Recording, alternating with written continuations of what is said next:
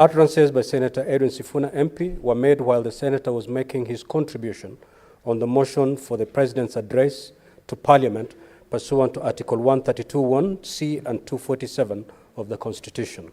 The particulars of the statements that Senator Sifuna was required to substantiate are as follows. A.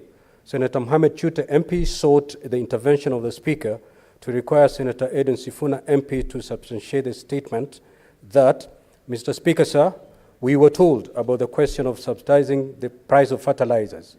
Now it is public record that in fact some of these subsidized fertilizers came to this country as a donation from the government of Russia. B. Senator Dr. Boni Khalwale MP sought the intervention of the Speaker to require Senator Edwin Sifuna MP to substantiate the statement that, Mr. Speaker, sir, the President also announced that in June of this year, his administration would employ 103 community health promoters, CHPs.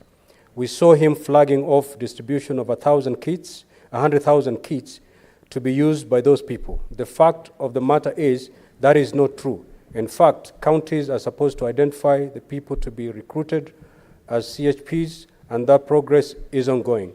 You cannot claim something has happened, yet it has not happened just to massage the numbers and appear like your government is working.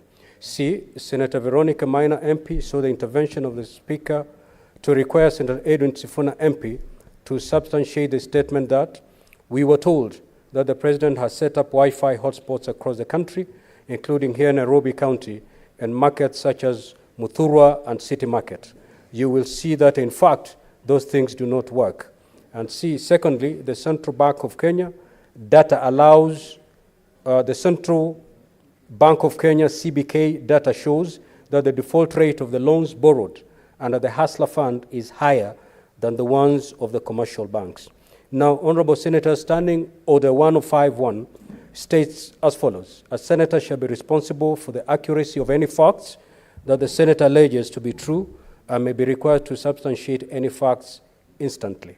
Further, Standing Order 1052 states as follows: if a senator has sufficient reason to convince the Speaker that the senator is unable to substantiate the allegation instantly, the Speaker shall require the senator to substantiate the allegations not later than the next sitting day, failure to which the senator shall be deemed to be disorderly within the meaning of Standing Order 121, unless the senator withdraws the allegations and gives a suitable apology.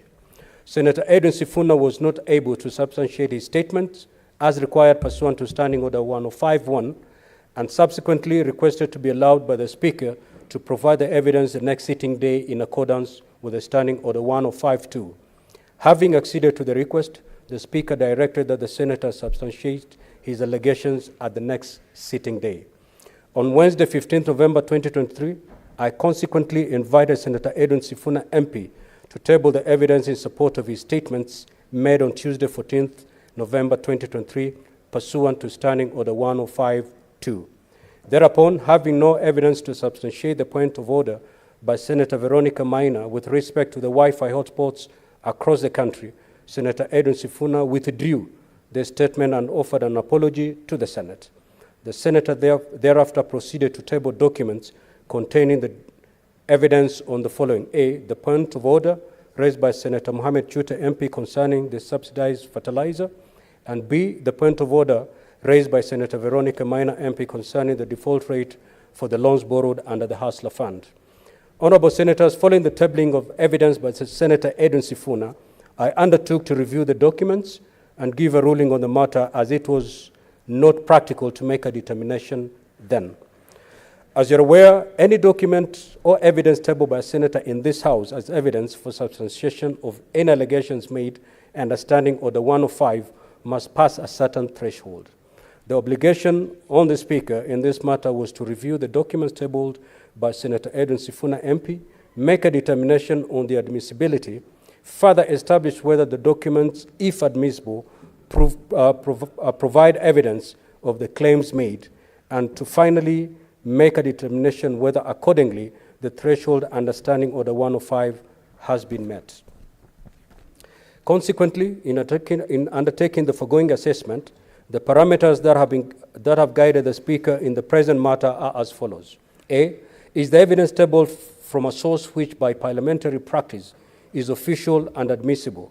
And 2, if the answer to A is in the affirmative, does the evidence relate and verify the claim that was made and for which substantiation was required?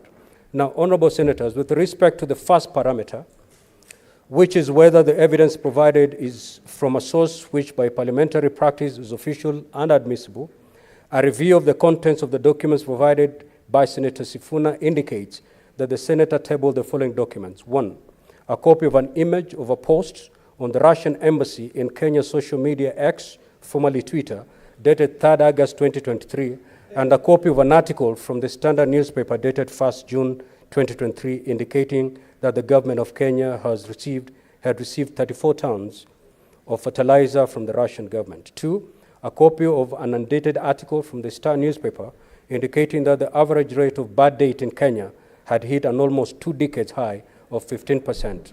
And 3, a copy of an article from the Business Daily newspaper dated 22nd August 2023, indicating that the Hustler Fund defaults had reached 3 billion in 9 months. And lastly, the annual report and financial statement of Central Bank of Kenya for the financial year 2022-2023.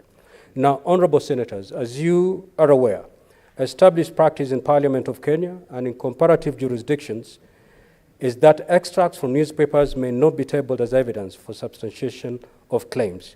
This is buttressed at Standing Orders 55.1, which in respect to statements provide, and I quote, the facts on which a request for statements is based may be set briefly, but extracts from newspaper and other media or quotations from speeches shall not be admissible. Consequently, and in accordance with the established parliamentary practice, the newspaper extracts from the Standard, the Star, and the Business Daily newspapers as tabled by Senator Edwin Sifuna MP are inadmissible for purposes of substantiating any claim made. The other document tabled was a copy of an image of a post on the Russian embassy in Kenya's social media platform X, formerly Twitter. This document appears to be an image taken of the verified official X account of the Russian embassy in Kenya, posted at 8:07 hours on the 3rd of August 2023. There is no evidence to suggest the contrary, and this document is accordingly admissible. The final document tabled was the annual report on financial statements of Central Bank of Kenya for the financial year 2020-2023. This is an official publication of a government agency and is therefore admissible. Honorable Senators, the second parameter is whether the evidence table relates to and verifies the claim that was made and for which substantiation was required. With respect to the copy of an image of a post on the Russian embassy in Kenya's social media platform X, the Senator tabled this document seeking to substantiate the following statement. Mr. Speaker, sir, we were told about the question of subsidizing the price of fertilizers. Now it is public record that in fact some of these subsidized fertilizers came to this country as a donation from the government of Russia. The post from the Russian embassy X platform states as follows: more than 34 tons of fertilizer donated to Kenya by the Russian Uralkali group are now being reformulated to produce 100,000 and 200 tons of fertilizer. This will help Kenya a lot to get a good harvest this year. Now, honorable senators, while it is clear that there was a donation of fertilizer from the Russian government to Kenya, no nexus is shown between that donation referred to and the subsidized fertilizer as alleged by Senator Sifuna. To meet the test of substantiation, Senator Sifuna needed to show the link between the donation and the subsidized fertilizer. He has not. The final document tabled was the annual report and financial statement of the Central Bank of Kenya for financial year 2020-2023. This document indicates the financial position and performance of the banking industry in Kenya.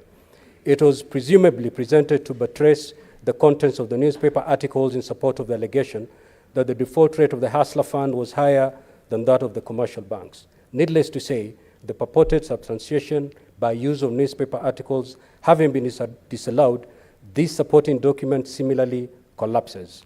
In any case, I see no connection, no reference made to the Hustler Fund, and any comparison between the Hustler Fund and the regular commercial lenders in the central bank report. Honorable Senators, accordingly, I find and rule as follows.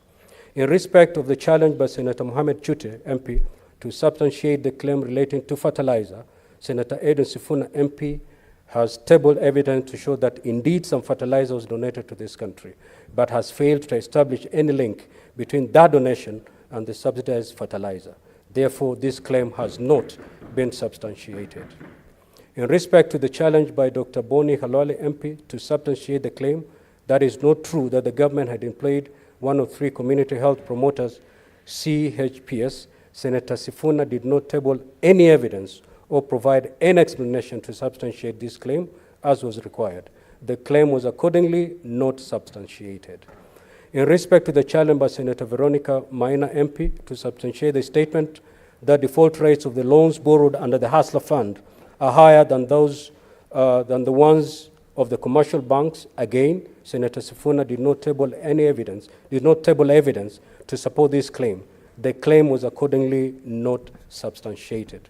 Now, honorable senators, following the tabling of the documents by Senator Edwin Sifuna, MP, and in accordance with my findings in relation to the admissibility or otherwise of these documents, and the failure to meet the threshold of substantiation in respect to the claims made, I now require Senator Edwin Sifuna, pursuant to Standing Order 1052, to withdraw and apologize in respect of the claims that, 1, some of the subsidized fertilizer came into the country as a donation from the government of Russia. B, it was not true that the government had employed 103 community health promoters, CPH. And finally, the default rates of the loans borrowed under the Hustler Fund are higher than the ones of the commercial banks. I proceed to caution, as provided in Standing Order 1052, that failure to withdraw and apologize will result in Senator Edwin Sifuna being deemed to be disorderly within the meaning of Standing Order 121. Senator Sifuna.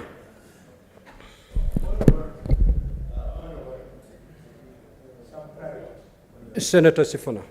Mr. Speaker, this is a hill that I am determined to die on. My conviction is right. My conscience is clear. I refuse to withdraw or apologize for any of those sentiments because they are the truth. And Mr. Speaker, allow me to see myself out in lines of Standing Order 121, 2B. You don't need to bother yourself. I'll just walk out. Kindly proceed. Thank you, sir.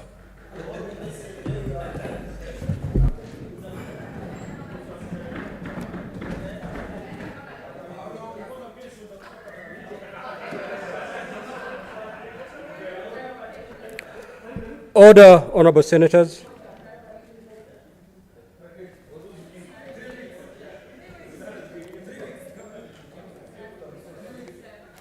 Now I proceed to propose the question.